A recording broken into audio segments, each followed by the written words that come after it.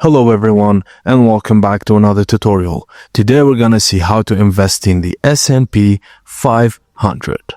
Firstly, you need to choose a reputable broker like Vanguard, Fidelity, Charles Schwab, Robinhood, eToro, or Interactive Brokers. You need to sign up, verify your identity, and fund your account with a bank transfer or card deposit. Now you need to choose an S&P index fund or ETF. Popular options include SPI, VOO, IVV, and FXAIX. These all aim to monitor performance of the S&P 500. Now, you need to buy shares. In your broker's platform, search the ticker.